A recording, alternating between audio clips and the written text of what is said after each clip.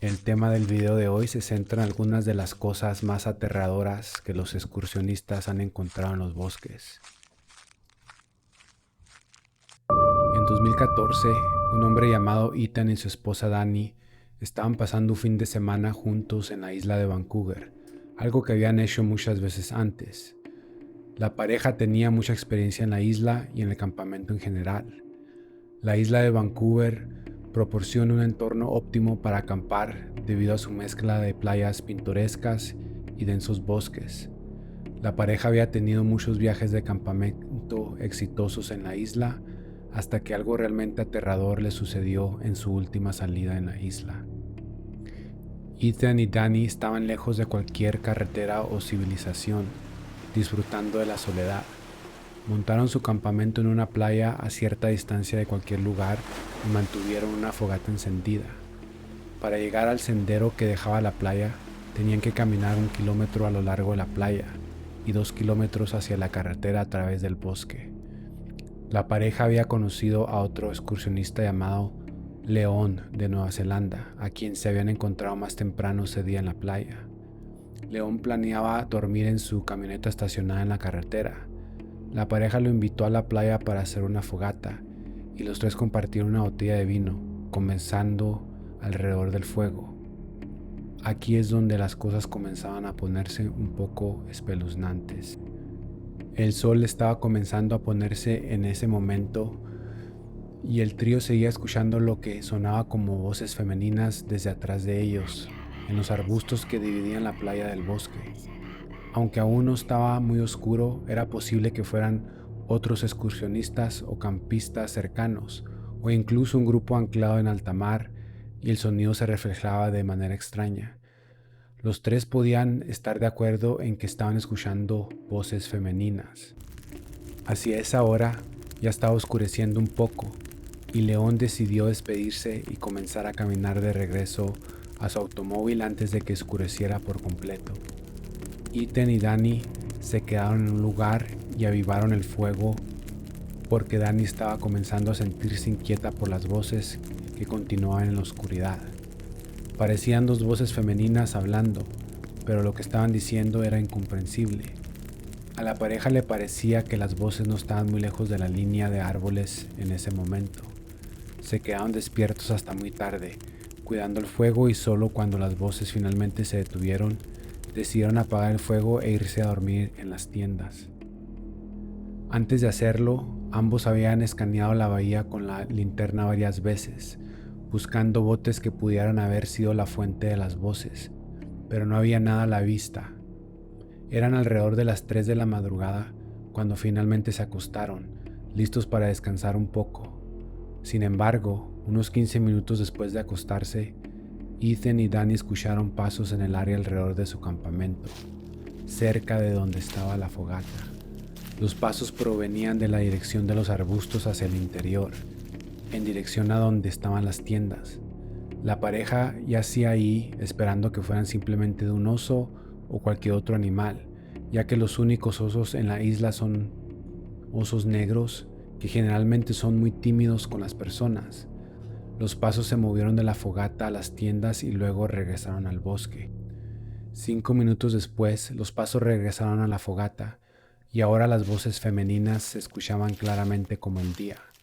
Las dos voces hablaban en un idioma incomprensible y muy alto. Parecía que las voces hablaban entre sí, superponiéndose en lo que apenas podía considerarse una conversación a todo volumen en mitad de la noche, en un lugar muy alejado de la civilización.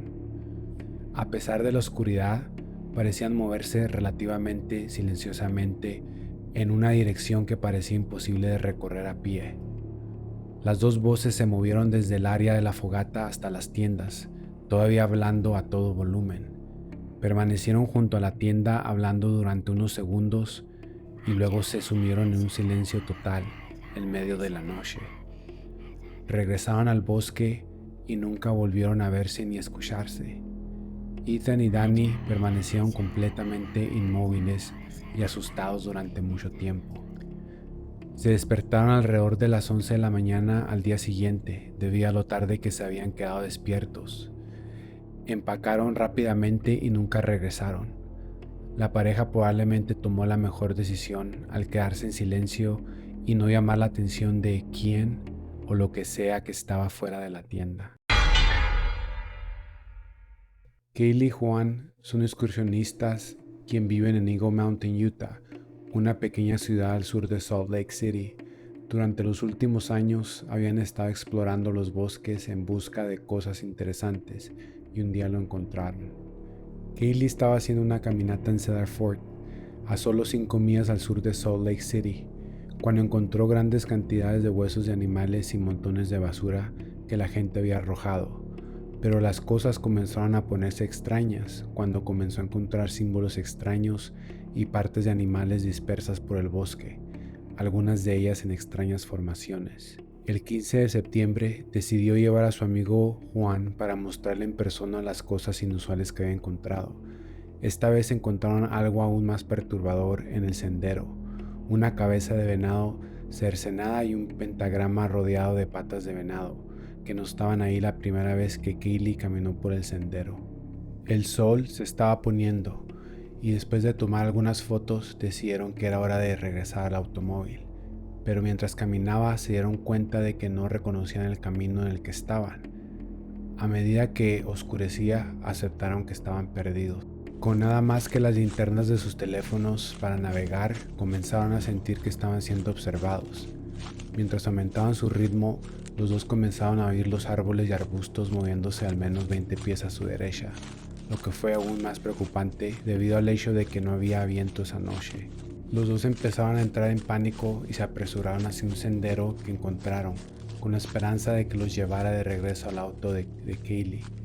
Justo cuando las cosas parecían no poder empeorar más, Kaylee y Juan escucharon un grito tan profundo y espeluznante que sonaba a algo que no era ni humano ni animal.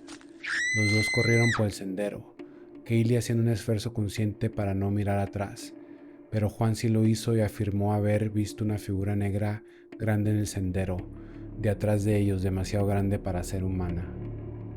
Los dos lograron llegar al auto por pura suerte, perdiendo lo que sea que los estaba persiguiendo, así que dejaron el bosque e hicieron el camino de vuelta a casa. Después de investigar, Kaylee encontró documentos sobre prácticas de cultos comunes reportadas en esos bosques, así como numerosos asesinatos y desapariciones que ocurrieron en el área a lo largo de los años. Guillermo es un excursionista ávido que en el 2016 estaba visitando a su hermano en el norte de Nueva York, cerca de Downsville. El hermano de Guillermo posee una pequeña casa y un granero ahí, y de vez en cuando Guillermo y otros miembros de la familia iban a visitarlo. Esto sucedió a finales del otoño, por lo que la vegetación ya estaba mayormente naranja y más de la mitad de las hojas ya habían caído de los árboles. Guillermo estaba haciendo una caminata por un sendero estrecho que no estaba lejos de la casa de su hermano. Este sendero se encuentra en una zona muy rural y conecta de propiedad en propiedad. Guillermo tropezó con una bolsa de lona en el suelo en medio del bosque, lo cual fue una sorpresa. La bolsa de lona parecía relativamente nueva, no estaba sucia como si hubiera estado en el bosque durante mucho tiempo. Sin embargo, había un olor desagradable que provenía de la bolsa, como algo podrido en su interior.